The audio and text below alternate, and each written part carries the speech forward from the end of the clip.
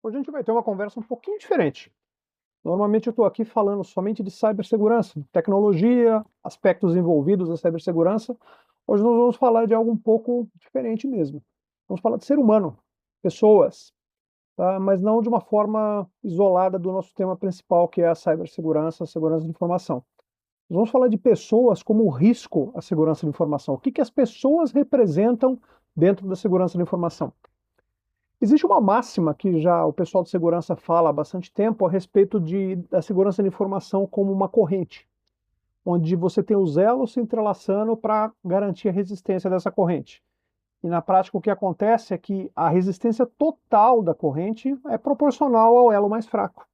Ou seja, em geral acaba sendo o ser humano. A gente investe pesado em tecnologia, investimos em sistemas de endpoint, WAF, firewalls de forma geral, identificação de intruso, monitoramento de ambiente, e muitas vezes esquecemos o ser humano que está ali operando tudo isso. E se não tiver devidamente conscientizado sobre os riscos e sobre o papel dele na segurança, você pode colocar tudo a perder.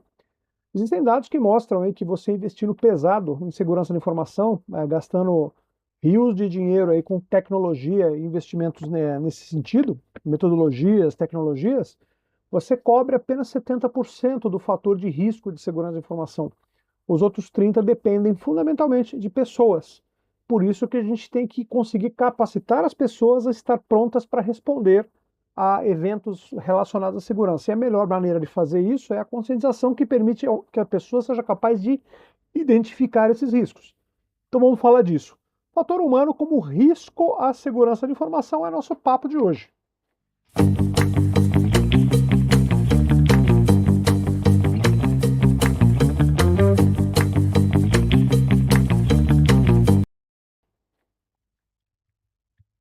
Bom, primeira coisa é compreender aí a questão do fator humano. O que, que pode influenciar um ser humano a tomar ações muitas vezes de risco, ou assumir posturas de risco, ou muitas vezes ser negligente com algumas questões. O ser humano é algo bastante complexo.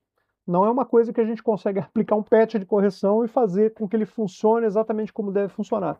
Até porque a percepção do próprio ser humano em relação à própria vida, o dia a dia dele, se altera à medida que as coisas vão acontecendo. Então eu posso estar de manhã com excelente humor, estar atento, estar ligado a muitas coisas e ao longo do dia, com a pressão do trabalho, com os eventos que vão acontecendo, começar talvez ficar um pouco mais suscetível a errar, a não prestar a devida atenção a determinadas questões e com isso acabar me tornando um risco à segurança. Vamos comentar também sobre quais são os tipos de risco relacionados ao fator humano do ponto de vista técnico da segurança de informação e da cibersegurança. O que, que tem que ser abordado para a gente garantir que a gente está criando um ser humano, um usuário, uma pessoa dentro de um ambiente de segurança que seja também segura, esteja compatível com esse ambiente. E por fim, não menos importante, nós vamos falar dos riscos, como mitigar os riscos do fator humano. Sim, é possível fazer isso e é tão importante quanto as questões técnicas que estão envolvidas. Compreensão do fator humano. A importância da compreensão do fator humano recai nos componentes mais críticos da segurança da informação, uma vez que ações, decisões dos indivíduos tendem a influenciar diretamente a eficácia das ações que nós tomamos com relação à segurança implementada.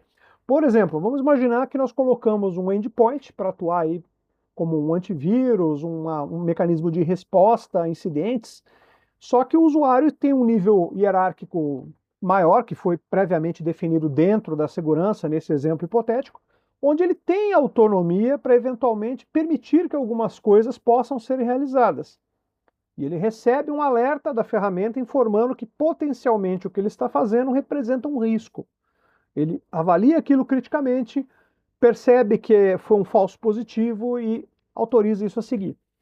Isso porque ele teve atenção naquela situação, ele tem autonomia para fazer isso e tinha devida permissão para fazer. Ok, mas essa mesma pessoa, numa outra situação, talvez de estresse, pressa para fazer alguma coisa, simplesmente clique. E depois vai ver as consequências.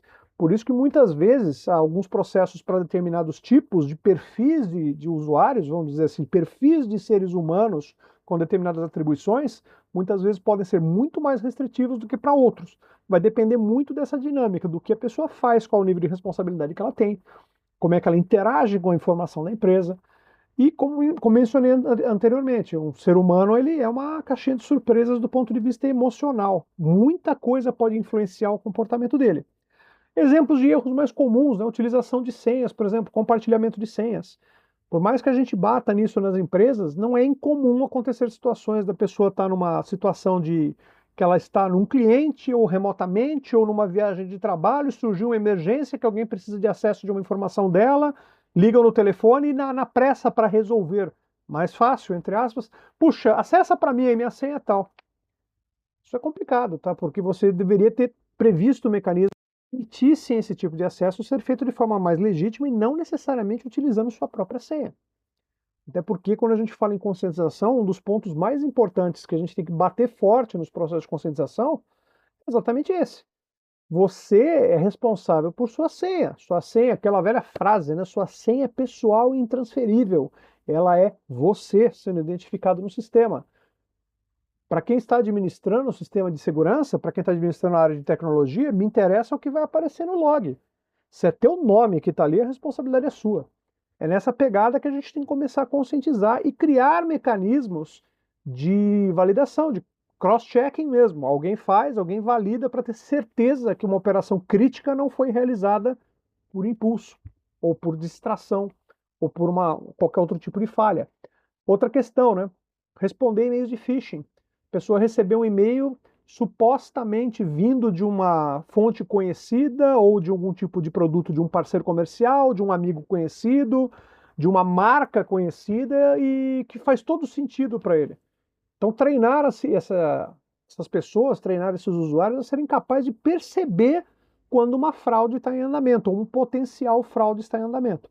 Esse tipo de fraude também está muito relacionada à atenção.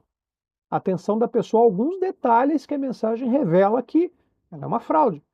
E criar essa consciência é o mais importante. O que mais? A gente tem que entender que qualquer atualizações de segurança também são outro ponto. Muitas vezes as pessoas ficam ali relutando, o sistema operacional dela dando mensagem, precisa atualizar, tá? Você tem que iniciar para atualizar. E por causa daquela dinâmica de trabalho, puxa, eu sei, mas puta, demora, meu computador demora para botar, não vou fazer isso agora, não vou fazer isso depois, não vou fazer isso mais depois ainda, e passa-se aí 2, 3, 4 dias sem que essa atualização seja realizada. Nós sabemos que muitas atualizações de sistema operacional não são tão impactantes a ponto de, puxa, se eu não fizer agora, eu vou ter um problema, mas a gente nunca sabe o motivo dessa atualização. Por isso que ferramentas de endpoint, por exemplo, não tem nem a questão do usuário permitir ou não, elas são atualizadas automaticamente sempre que tem alguma coisa já sendo publicada em relação a isso.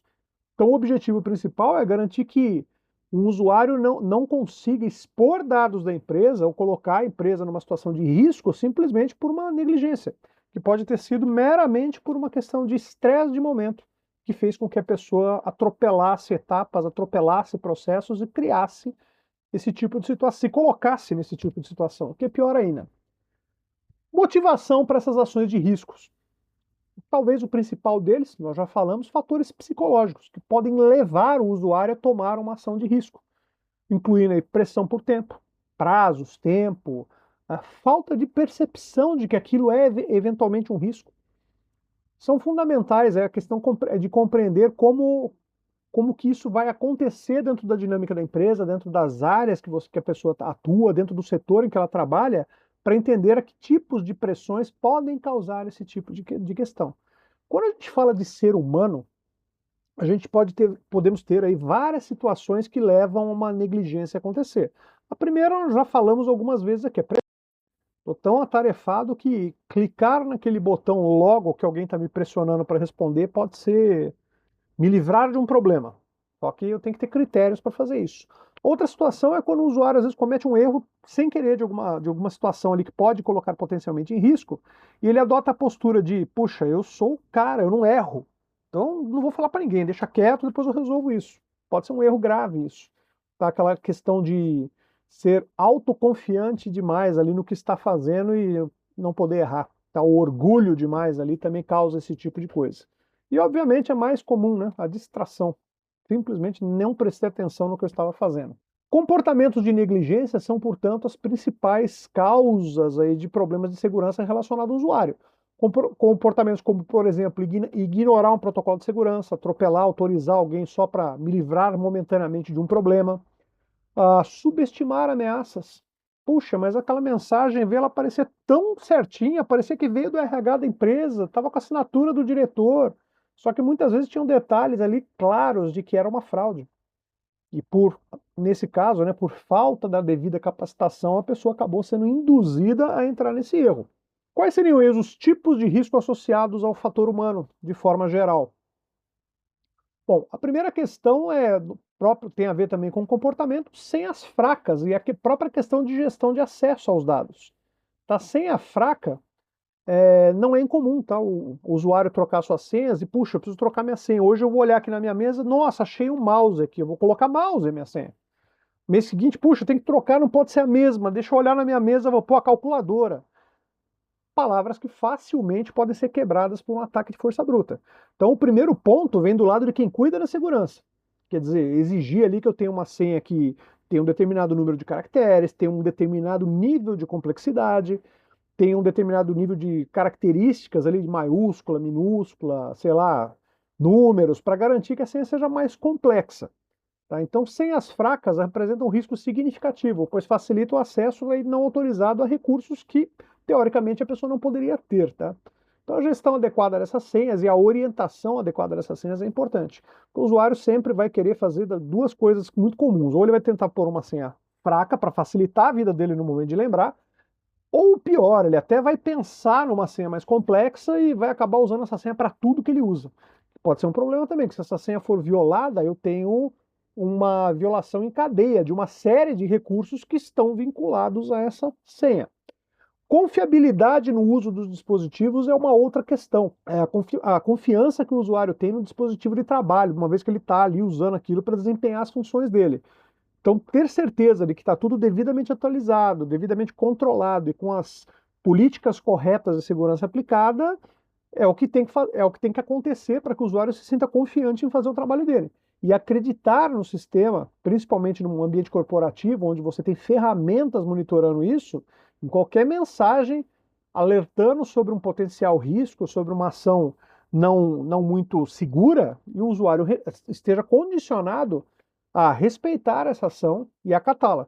Ou, na pior das hipóteses, uma situação mais crítica, entrar em contato com quem responde por isso para entender se ele pode ou não seguir a partir daquele ponto. Principalmente quando é uma situação comercial aí que exige que ele tome uma ação e ele fica se sentindo preso à situação. Não é incomum muita empresa falar disso, né? Muitas empresas às vezes falam, puxa, a gente vai implementar essas coisas de segurança, você vai travar o negócio. Você vai deixar o negócio um pouco mais enrolado, mais difícil de andar. De forma alguma, a segurança da informação tem essa intenção. A intenção da segurança de informação é tornar o ambiente seguro e justamente garantir que o negócio não pare, que ele seja contínuo. Só que aí eu tenho toda essa dinâmica que tem que acontecer, que envolve ferramentas, políticas e comportamento das pessoas. Sem o comportamento adequado, nada disso vai ser possível.